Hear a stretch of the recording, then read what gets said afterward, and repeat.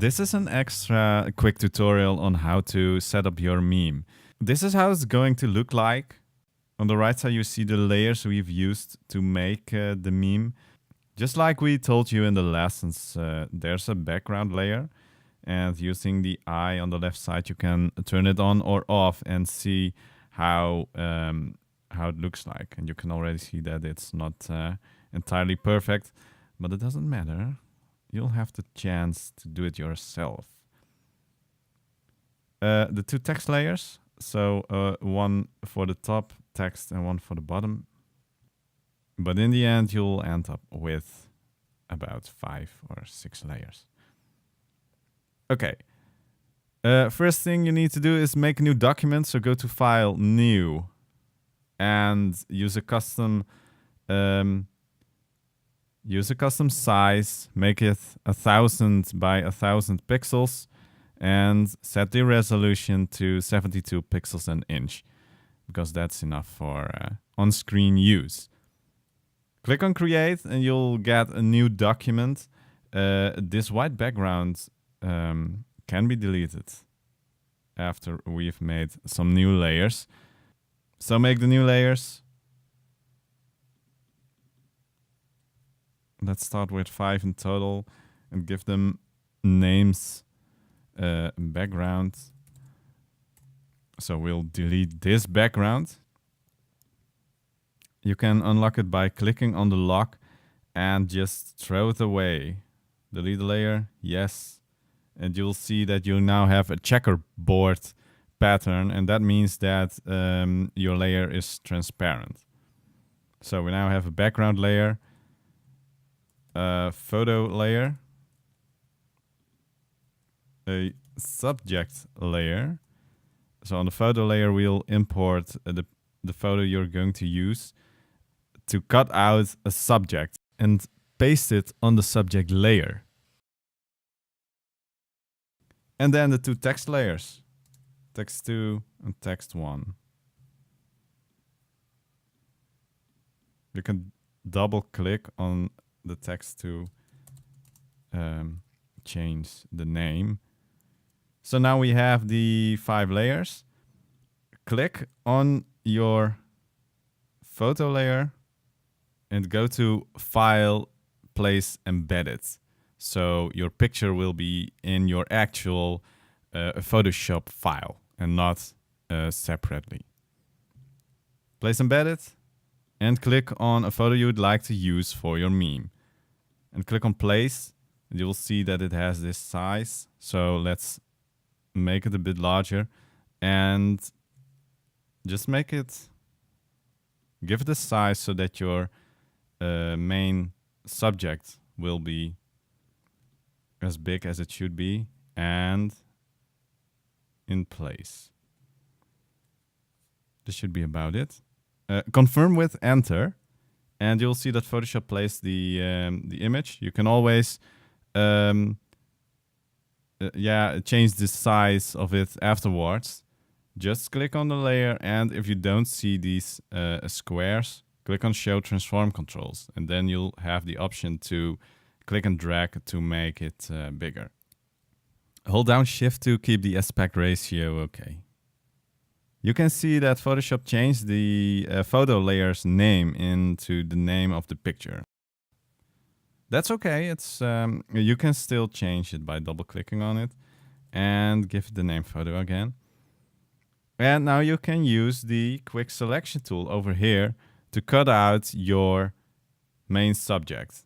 And you can just click and drag, or you can just click on parts to include in the selection. And you can already see that it also selects parts of the background. You don't want that, so you can hold down Alt, and you can see that the plus changes into a minus, and then you can just click and drag on the parts you don't want to include and finish your selection. There, something like this. If you're not sure if your selection will look okay, you can click on Select and Mask, and you can see what selection you made. And you can already see that over here on the right side, I included a bit too much. It's a part of my shirt, so hold down Alt again and go over the parts that you don't want to include. Click on select the mask again, and you can see that he doesn't include that in the selection anymore. Well, over to the right, you have some extra options to smooth out your selection or to feather it so it looks a bit softer. And you can increase the contrast so your selection will be a bit sharper, the edges of the selection. You cannot say exactly which values you have to use because it's different for every picture. So just play around with these settings and see for yourself if your selection will improve or not.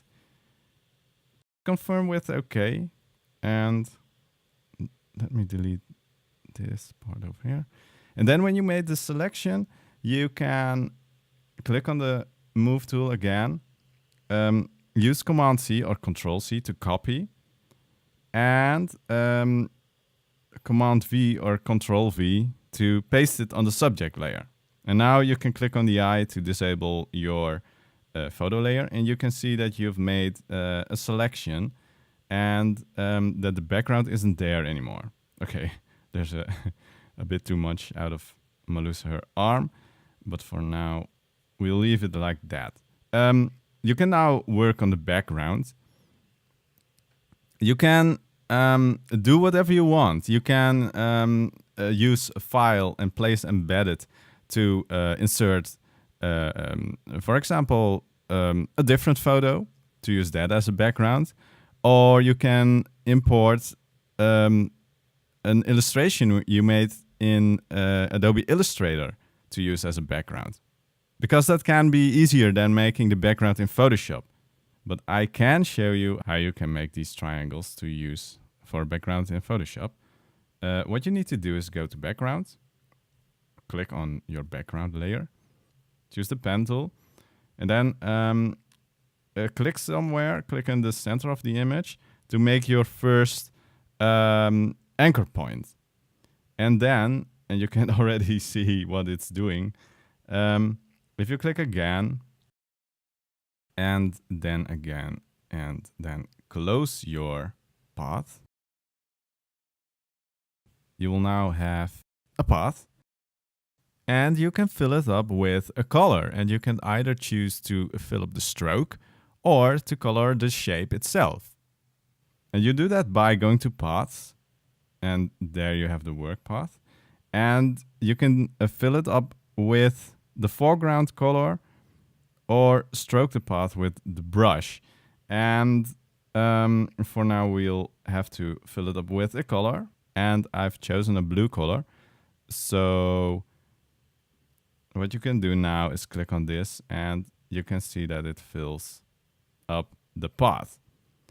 But the path stays where it is now. So in order to make the other triangles, you'll have to move these anchor points to a new location. So we can leave the middle one over here and move these two over here, and then just go around the clock to fill up the background with the triangles. Hold down the command, the control button, and click somewhere outside the shape, outside the path, and then click on one of the corners, and you'll see that it's that Photoshop selects one of the anchor points. You can click and drag them to a new location. Do that for the other one as well, and now you see that you have a new path that you can fill up again with the color. So just repeat this for the other triangles. It's not mandatory to choose this background. Be creative and choose a background for your own meme. This is just an example. There, that's the last one. And now you can delete this path.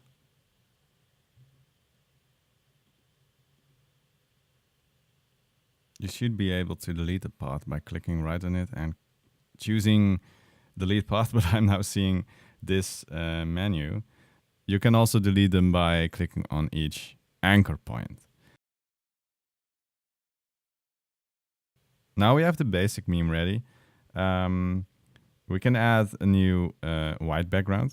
I already deleted the original one. And just make a layer. I'll call it background 2 and use the shapes to make a new background. For example, choose the custom shape tool, and over here you'll see what kind of shapes you can make. It has a couple of patterns too, like this one. Let me disable the background I made and add a new background using this pattern. It will use the color that you've chosen over here or here. Choose an orange one and just click and drag, and you can see that it fills up the background using those shapes.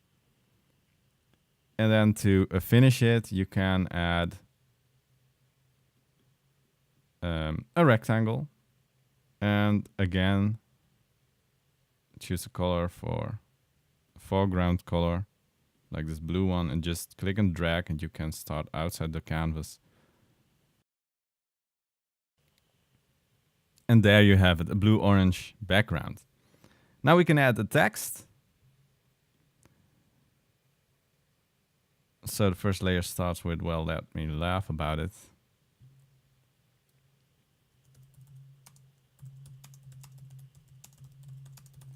And we can see that it's blue. Should be white. You can select your text and go over here and select a white color. Now it's readable. And the font you use should be Impact, because that's the typical font they use for a meme. Let's size it up a bit, and then you'll confirm with enter. And you'll have to add this black stroke.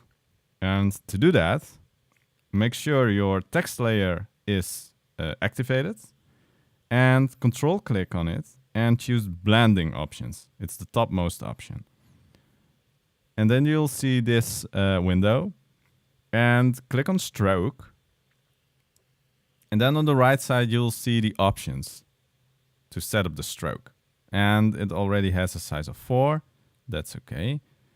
And make sure that position is set to outside. Standard, it's set to inside. But that doesn't look nice. That looks like this. So put it on outside and confirm with OK. And now you'll have the look that it should have.